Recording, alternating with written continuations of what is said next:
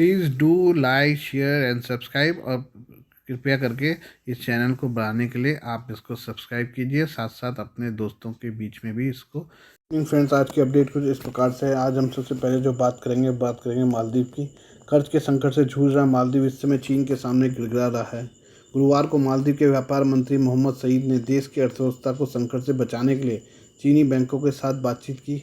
दरअसल अमेरिकी credit rating agency Fitch ने माले की क्रेडिट रेटिंग को घटा दिया है, जिससे मालदीव की विदेशी कर्ज चुकाने की क्षमता पर सवालिया निशान लग गए हैं। इसी सिलसिले में मोहम्मद मुइजू के मंत्री सईद ने China industrial and commercial bank के अधिकारियों से मुलाकात की। इसके बाद वे बैंक ऑफ चाइना के अधिकारियों से भी मिले। सईद इस समय चीन के डालियान शहर में 15वें विश्व आर्थिक मंच की बैठक में हिस्सा लेने के लिए पहुंचे हैं। जनवरी में राष्ट्रपति मोहम्मद मुइजू की राजकीय यात्रा के बाद सईद चीन का दौरा करने वाले पहले उच्च स्तरीय अधिकारी हैं। सईद के पास मालदीव के आर्थिक विकास मंत्रालय का भी पदभार है। सईद ने एक्स पर एक पोस्ट के माध्यम से बताया कि उन्होंने चीनी बैंकों के अधिकारियों से बातचीत की है, ताकि चीन और मालदीव के बीच सहयोग को मजबूत करने के तरीकों का पता लगाया जा सके। इस बीच बुधवार को अमेरिकी क्रेडिट एजेंसी फिच ने मालदीव की दीर्घकालिक विदेशी मुद्रा जारीकर्ता डिफ़ॉल्ट रेटिंग IDR को B- से घटाकर CCC+ कर दिया है। सबसे कम रेटिंग के बारे में बताते हुए फिच ने एक बयान में कहा कि फिच आमतौर पर CCC+ या इससे कम रेटिंग वाले संप्रभु देशों को आउटलुक नहीं देता है। इसमें आगे कहा गया कि मालदीव की खराब रेटिंग देश की बिगड़ती भारी फंडिंग और तरलता मैट्रिक से जुड़े बढ़ते जोखिमों को दर्शाती है। हमें उम्मीद है कि आने वाले साल में मालदीव के विदेशी भंडार पर काफ़ी दबाव रहेगा। मई 2024 में मालदीव का विदेशी भंडार डॉलर घटकर 49.2 करोड़ अमेरिकी डॉलर रह गया था। इसके एक साल पहले यह 74.8 अमेरिकी डॉलर था। आधिकारिक आंकड़ों के अनुसार साल 2023 तक मालदीव के ऊपर विदेशी कर्ज 4 अरब अमेरिकी डॉलर था। इससे सबसे बड़ा कर्जदाता चीन है, जिसने मालदीव को 1.5 अरब डॉलर का ऋण दिया है। इसके पहले बुधवार को सईद ने मालदीव और चीन बीच मुक्त व्यापार समझौते संबंधी चर्चा के लिए चीनी वाणिज्य मंत्री वांग बेटाओ से मुलाकात की। मालदीव अपने नए दोस्त चीन से कर्ज के पुनर्गठन की उम्मीद कर रहा है। हालांकि पिछले महीने ही मालदीव में चीनी राजदूत वांग लिंगसिंग ने माले में बताया था कि चीन की कर्ज पुनर्गठन की कोई योजना नहीं है। ये हम पाकिस्तान के बारे में बात करें। पाकिस्तान की सरकार ने हाल ही में अज़्म इस्तेकाम, जिसका अर्थ है स्थिरता के लिए संकल्प, नाम के सैन्य अभियान को मंजूरी दे दी है।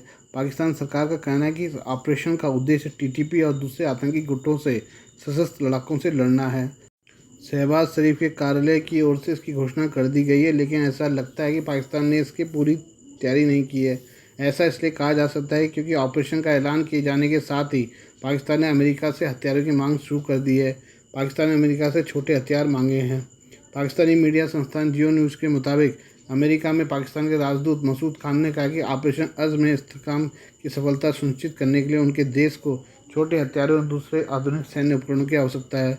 मसूद खान ने वाशिंगटन DC में विल्सन सेंटर KF कार्यक्रम में कहा, पाकिस्तान ने आतंकवादी नेटवर्क को तोड़ने और उसे नष्ट करने के लिए अज़्म इस्तेहकाम लॉन्च किया है, लेकिन इसके लिए हमें प्रशिक्षित छोटे हथियारों और संचार उपकरणों की आवश्यकता है। मसूद खान ने कहा कि पाकिस्तान और अमेरिका को अपने संबंधों को मजबूत करने के लिए दूसरे मोर्चों के साथ ही खुफिया सहयोग बढ़ाना चाहिए। साथ ही उन्नत सैन्य प्लेटफॉर्मों की बिक्री फिर से शुरू करना और पाकिस्तान के अमेरिकी मूल के रक्षा उपकरणों को बनाए रखना भी जरूरी है। यह क्षेत्रीय सुरक्षा और आतंकवाद को रोकने के लिए महत्वपूर्ण है। खान ने कहा कि द्विपक्षीय संबंधों की ज़मीनी हकीकत पर आधारित होनी चाहिए, भले ही उनका लक्ष्य मजबूत सुरक्षा और आर्थिक साझेदारी हो। किसी एक मुद्दे को संबंधों में अड़चन नहीं बनना चाहिए। मसूद खान ने कहा कि अमेरिका और पाकिस्तान के बीच सुरक्षा सहयोग का अपना महत्व है। उन्होंने प्रस्ताव रखा कि अमेरिका को काबुल में कूटनीतिक वापसी के लिए पाकिस्तान को भागीदार बनाना चाहिए। बता दें कि पाकिस्तान सरकार ने इस सप्ताह देश से आतंकवाद को खत्म करने के लिए नए सिरे से ऑपरेशन चलाने की मंजूरी दी है। हालांकि इस बात को लेकर चिंताएं थी कि इस कदम से उन क्षेत्रों में स्थानीय आबादी प्रभावित होगी जिन पर अभियान में ध्यान केंद्रित किया जाएगा। ये हम बात करें ईरान की। ईरान में राष्ट्रीय चुनाव के लिए आज मतदान शुरू हो गया है। यहाँ अभी इसलिए चुनाव कराए जा रहे हैं क्योंकि पिछले महीने की 19 तारीख को एक हेलीकॉप्टर दुर्घटना में देश के राष्ट्रपति इब्राहिम रईसी की मौत हो गई थी। रिपोर्ट के अनुसार यह ध्यान रखना उचित है कि तेहरान में शुक्रवार के चुनाव में 18 या उससे अधिक उम्र का कोई भी ईरानी मतदान कर सकता है। देश भर में मस्जिदों और स्कूलों सहित सार्वजनिक स्थानों पर 58,640 मतदान केंद्र बनाए गए हैं। मतदाताओं को मतदान केंद्र पर वोट डालने में सक्षम होने के लिए पहले एक आवेदन पूरा करना होगा और अपना राष्ट्रीय ID कार्ड प्रस्तुत करना होगा।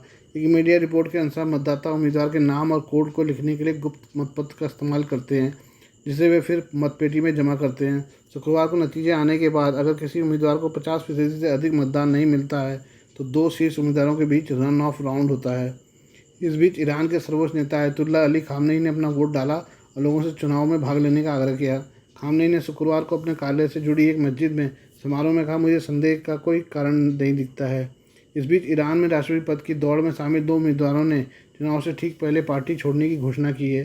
53 वर्षीय अमीर हुसैन गाजीजादे हाशमी पहले व्यक्ति थे जिन्होंने बुधवार रात को अपनी उम्मीदवारी छोड़ दी और अन्य उम्मीदवारों से भी ऐसा करने का आग्रह किया ताकि क्रांति के मोर्चे को मजबूत किया जा सके। जबकि राजधानी तेहरान के मेयर अली रेजा जकानी ने गुरुवार को कहा कि वह चुनाव नहीं लड़ेंगे।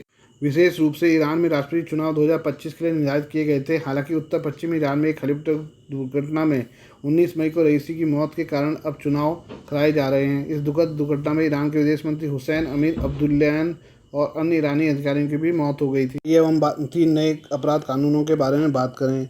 देश के समस्त 17,500 पुलिस थाने 1 जुलाई को एक विशेष आयोजन करेंगे जिसमें महिलाओं, छात्रों, युवाओं, वरिष्ठ नागरिकों और प्रतिष्ठित हस्तियों को उस दिन प्रभाव में आने वाले 3 नए अपराध कानूनों की प्रमुख विशेषताओं से अवगत कराया जाएगा।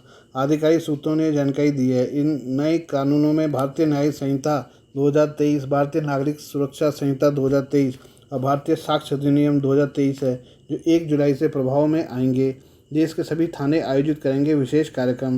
ये तीनों नए कानून ब्रिटिश कालीन कानूनों क्रमशः भारतीय दंड संहिता IPC, दंड प्रक्रिया संहिता CRPC, भारतीय साक्ष्य अधिनियम की जगह लेंगे।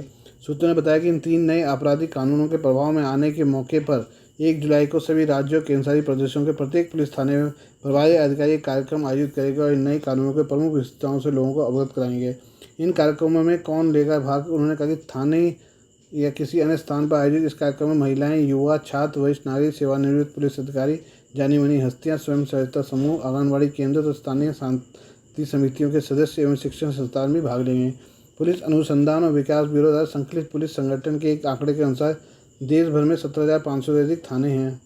विश्वविद्यालय अनुदान आयोग और अखिल भारतीय तकनीकी शिक्षा परिषद के तहत संचालित सभी उच्च शिक्षण संस्थान 1 जुलाई को सामूहिक चर्चा, कार्यशाला, संगोष्ठी आदि गतिविधियों का आयोजन करेंगे और नए कानूनों के उद्देश्य को रेखांकित करेंगे। इन तय नए कानूनों में ऑनलाइन पुलिस शिकायत दर्ज होना, PC के लिए इलेक्ट्रॉनिक माध्यम से समन भेजना, सभी जघन्य अपराधों के स्थानों की अनिवार्य रूप से वीडियोग्राफी कराना एवं 0 प्राथमिकी दर्ज करना जैसी प्रमुख विशेषताएं हैं। केंद्रीय गृह मंत्रालय अगले सप्ताह से इन 3 नए अपराध कानूनों को लागू करने के लिए कमर कस चुका है। इन कानूनों के संबंध में 5.65 लाख से अधिक पुलिस, जेल, फोरेंसिक, न्यायिक और अभियोजन अधिकारियों को प्रशिक्षित भी किया गया है। ये हम बात करते हैं कैसे पाकिस्तानी लोग माइनॉरिटीज़ के साथ व्यवहार करते हैं। पाकिस्तानी सरकार ने और पाकिस्तान की पंजाब सरकार ने फैसलाबाद में गुरुद्वारा बनाने की इजाज़त दी है। इस फैसले के बाद पूरे फैसलाबाद के मुस्लिम भड़क गए हैं। पाकिस्तान के फैसलाबाद से प्रांतीय असेंबली का सदस्य विधायक ने इसका कड़ा विरोध किया है। उन्होंने कहा है कि सिख लोग मुसलमानों के हत्यारे और बलात्कारी हैं। इन्होंने भूतकाल में मुसलमानों को कत्लेआम किया है।